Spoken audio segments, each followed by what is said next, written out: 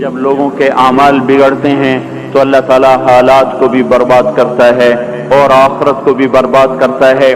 مال نے نہ کسی کو اللہ کی بارگاہ میں پہلے عزت دلائی، نہ آج عزت دلا سکتا ہے۔ دنیا کے اقتدار نے نہ پہلے کسی کو کامیاب کیا، نہ آج کسی کو کامیاب کر سکتا ہے۔ یہ میرے بھائیوں آج کا دھوکہ ہے کہ ہم اپنی منشاہی پہ چل رہے ہیں اور ہمیں اللہ کے دستور کا پتہ نہیں ہے کہ اللہ تعالیٰ کن چیزوں سے راضی ہے، کن چیزوں سے ناراض ہے، کس پر اس کی پکڑ آتی ہے، کس پر وہ معاف کرتا ہے۔ اس لیے یہ ساری دنیا کے انسان انتہائی خطرے میں چل رہے ہیں کہ یہ وہ سارے اعمال جن پر اللہ تعالیٰ ناراض ہوتا ہے وہ پورے فیصل آباد میں ہیں، ہر محلے میں ہیں، ہر بازار میں ہیں، پورے پاکستان میں ہیں، پوری دنیا میں ہیں، پورے 6 بر اعظم میں پھیلی ہوئی انسانیت آج للکار رہی ہے اللہ کو کبیرہ گناہوں کے ساتھ۔ زمین کو بھر دیا ہے ظہر الفساد فی البر والبحر بما کسبت ایدی الناس، اور اللہ اپنی سنت قرآن کے ذریعے سے بتاتا ہے کہ جب تم جیسی قوموں نے جب تمہارے جیسے اعمال اختیار کیے تو یہ سنو، ایک قوم تم سے پہلے آئی نوح علیہ السلام کی، جنہوں نے زمین کو کفر سے بھر دیا، الٹا میرے نبی سے کہنے لگے فاتنا بما تعدنا ان کنت من الصادقین، وہ عذاب لاؤ جس سے تم ہمیں ڈراتے تھے، اور وہ عذاب لاؤ جس کا تم نے وعدہ کیا ہوا ہے۔ پھر ہمارا وہ دن آیا ففتحنا ابواب السماء بماء منہمر وفجرنا الارض عیونا فالتقى الماء على امر قد قدر، آسمان کے دروازے کھولے، زمین کو چشمے بنا دیا۔ یہ نہیں کہا کہ زمین سے پانی نکل کر، فجرنا الارض عیونا، ہم نے پوری زمین کو چشمے بنا دیا، روئیں روئیں سے پانی ابلنے لگا، اور آسمان سے پانی گرا، زمین سے پانی نکلا، اور ساری کائنات میں وہ پانی پھیلا۔ ایک تفسیر میں نے پڑھا کہ اللہ تعالیٰ کہ اگر اللہ تعالیٰ اس دن کسی پہ رحم کرتا تو ایک عورت پہ رحم کرتا جو بچے کو لے کے بھاگ رہی تھی کہ کوئی جائے پناہ ملے اور میں بچ جاؤں، اور وہ بھاگتے بھاگتے ایک اونچے پہاڑ پہ چڑھی جس سے اونچا پہاڑ کوئی نہیں تھا، پیچھے سے پانی آیا، اس نے پہاڑ کو جو ڈبویا، پھر اس کے پاؤں پر چڑھا، پھر اس کے سینے پر آیا، جس نے بچے کو اوپر کر لیا، پھر اس کی گردن تک آیا تو اس نے بچے کو یوں اپنے سر سے اوپر کر لیا کہ شاید بچہ بچ جائے، بار پانی کی موج نے نہ بچے چھوڑے نہ بڑے چھوڑے، سب کو برابر کر دیا، یہاں تک کہ ان کے اپنے بیٹے کو اللہ تعالیٰ نے سامنے وحال بینہم الموج فکان من المغرقین، سامنے ہلاک کیا۔ 3 آدمی غار میں چھپ گئے اور اوپر پتھر رکھ لیا کہ یہاں تو پانی نہیں آئے گا، چاروں طرف جو پانی کا تماشا دیکھا، اور اندر بیٹھ گئے۔ تھوڑی دیر میں تینوں کو تیز پیشاب آیا اور بے قرار ہو کر پیشاب کرنے بیٹھے، اللہ نے پیشاب کو جاری کر دیا، اور وہ پیشاب کرتے کرتے کرتے اپنے ہی پیشاب میں غرق ہو کے مر گئے۔ جو کام قوم نوح کرتی تھی وہ کام آج ہو رہے ہیں، ساری دنیا میں ہو رہے ہیں۔ قوم عاد آئی بڑی طاقتور، یہاں تک کہ للکارنے لگے من اشد منا قوہ، کوئی ہے ہم سے بڑا طاقتور تو لاؤ نا، ہمیں کس سے ڈراتے ہو؟ ان نقول الا اعتراک بعض آلہتنا بسوء، ہمارے خداؤں نے تیری عقل خراب کر دی ہے، ہم سے تو بڑا کوئی طاقتور نہیں ہے۔ تو اللہ تعالیٰ نے فرمایا اولم یرو ان الذی خلقہم هو اشد منہم قوہ، اے ہود انہیں بتاؤ جس نے تمہیں پیدا کیا ہے وہ تم سے زیادہ طاقتور ہے۔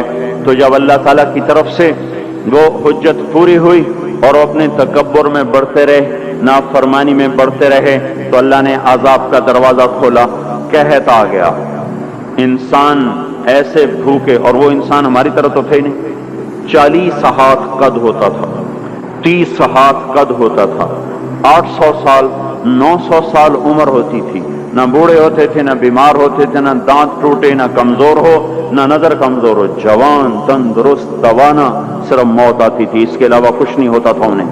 اب ان کے بھوک بھی زیادہ، وہ اپنی ضرورتوں کا غلہ بھی کھا گئے، پھر جہاں حلال بھی کھا گئے، پھر کتے بھی کھا گئے، بلے بھی کھا گئے، چوہے بھی کھا گئے، جو چیز ہاتھ میں آئی سانپ بھی کھا گئے، ہر چیز کھا گئے، پر نہ بارش کا قطرہ گرا، نہ زمین کا دانہ پھوٹا، یہاں کے درخت توڑ توڑ کے ان کے پتے چبا گئے، قحط دور نہ ہوا۔ تو پھر انہیں ایک وفد بھیجا، بیت اللہ بیت اللہ بھیجا کہ ہمیں بارش دو. وہ جب مصیبت آتی تھی اوپر والے کو پکارتے تھے، جب وہ کام کر دیتا تھا پھر سرکش ہو جاتے تھے، پھر انہی پتھروں کو پوچھتے تھے. تو اللہ تعالیٰ نے 3 بادل سامنے کیے. آواز آئی ان میں سے ایک کا انتخاب کرو، ایک سفید، ایک سرخ، ایک کالا. تو آپس میں کہنے لگے سفید تو خالی ہوتا ہے، سرخ میں ہوا ہوتی ہے، کالے میں پانی ہوتا ہے. ان کا یہ پانی، یہ کالا چاہیے، یہ کالا چاہیے. آواز آئی پہنچے گا. یہ واپس پہنچے، ان کا بارش ہوگی. تو پھر جب ساری قوم اکٹھی ہوئی تو اللہ نے وہ بادل بھیجا. فلما رأوه عارضا مستقبل اودیتهم، وہ بادل آیا کالا، کہنے لگے ھذا عارض ممطرنا، وہ دیکھو آئی بارش. تو اللہ تعالیٰ نے کہا بل هو ما استعجلتم به، یہ بارش نہیں، یہ وہ عذاب ہے جو تم ہود سے کہتے تھے کون ہے ہم سے بڑا جو ہمیں کچھ کر لے. اب تیار ہو جاؤ. ریح فیہا عذاب علیم تدمر کل شیء بامر ربها. اب دیکھو کیسے تمہارا رب تمہیں اڑاتا ہے. ان کے گھروں کو ہوا نے اڑا دیا، ان کو ہوا نے اڑا دیا. 60 ہاتھ اونچے قد کے لوگ اور تنکے کی طرح ہوا میں اڑ رہے تھے، اور ان کے سروں کو آپس میں ہوا ٹکرا رہی تھی. وہ گھومتے تھے سر ٹکراتے تھے، گھومتے تھے سر ٹکراتے تھے. بعض لوگ بھاگ کے غاروں میں چھپ گئے تو ہوا کا بگولا ایسے زوردار طریقے کے ساتھ غار کے اندر جاتا اور پھر ایک دھماکے کے ساتھ ان کو باہر نکالتا، پھر ان کو ہوا میں اچھال دیتا گیند کی طرح. پھر ان کے سر آپس میں ٹکراتے ٹکراتے ٹکراتے ان کی کھوپڑیاں پھٹ گئیں اور ان کے بھیجے ان کے چہروں پہ نکل آئے. اور پھر اللہ نے الٹا کے ان کو زمین پر مارا، سر الگ ہو گیا، دھڑ الگ ہو گیا. پھر اللہ نے للکار کے پوچھا فَهَلْ تَرَى لَهُم مِّن بَاقِيَةٍ، کوئی ہے باقی تو دکھاؤ کہ اس کا بھی صفایا کر دوں. کوئی نظر نہ آیا، سب کو اللہ نے مٹایا. جو کام قوم عاد کرتی تھی وہ کام آج فیصلہ آباد میں ہو رہے ہیں. پھر اللہ پھر ایک قوم سمود آئی.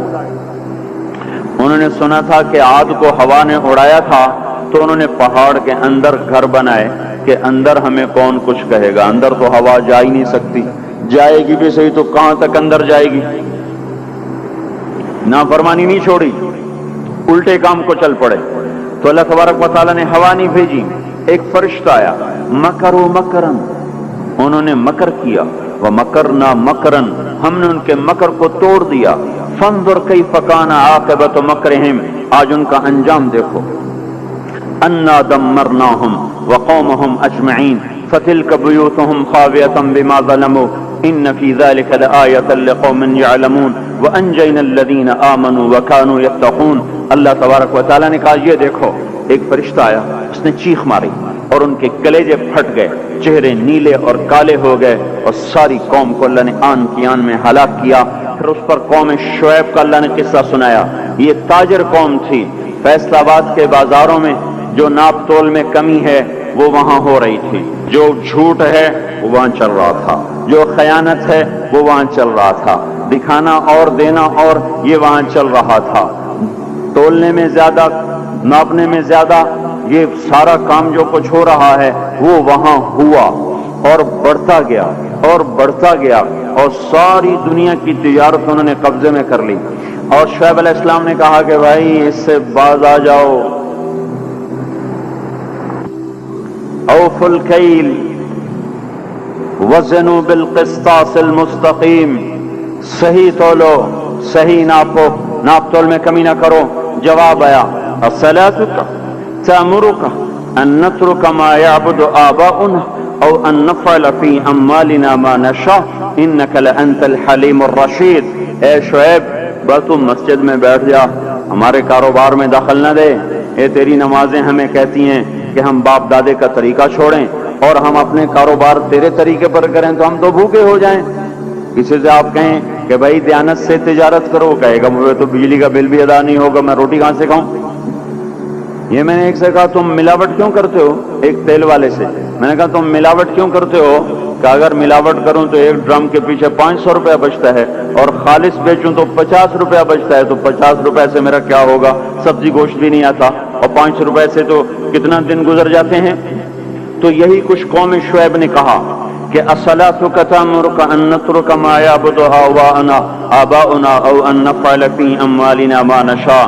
میاں شعیب اپنے گھر بیٹھ جا، ہمیں تیری تبلیغ نہیں چاہیے، ہمیں اپنا کاروبار کرنے دے۔ یہی آج کے بازاروں کے مسلمان کہہ رہے ہیں کہ ہمیں یہ شریعت نہیں منظور، تو کاروبار کیسے ہوگا؟ جھوٹ نہ بولیں تو کام کیسے چلے؟ خیانت نہ کریں تو کام کیسے چلے؟ ناپ تول میں کمی نہ ہو تو کام کیسے چلے؟ اور سودی کام نہ ہو تو کام کیسے چلے؟ بینک نہ ہو تو کام کیسے چلے؟ یہ سارے اعتراضات جو آج کے تاجر کرتے ہیں یا دکاندار کرتے ہیں، یہ سارے اعتراضات شعیب علیہ السلام کی قوم نے کیے کہ پھر کاروبار کیسے چلے گا، پھر منڈیاں کیسے چلیں گی، پھر تجارت کیسے چلے گی؟ تو ہم تو تجارت چلانے نہیں آئے، ہم تو اللہ کو راضی کرنے آئے ہیں۔ اللہ کو راضی کر تو یہ تجارت ٹھپ ہو جائے تو ہو جائے، اور چل پڑے تو برکت، سبحان اللہ۔ ہم اس بات کے مکلف نہیں ہیں کہ ہم نے روٹی کھانی ہے اور بچوں کو کھلانی ہے، ہم اس بات کے مکلف ہیں کہ ہم نے اللہ کے حکم کے مطابق کمانا ہے اور اس کے مطابق کھلانا ہے۔ اس میں کچھ بچے گا کھلائیں گے، نہیں بچے گا فاقہ کریں گے، بچوں کو بھی کہیں گے تمہارا باپ تمہیں نہیں دے سکتا، میں تمہاری خاطر دوزخ کی آگ کو برداشت نہیں کر سکتا۔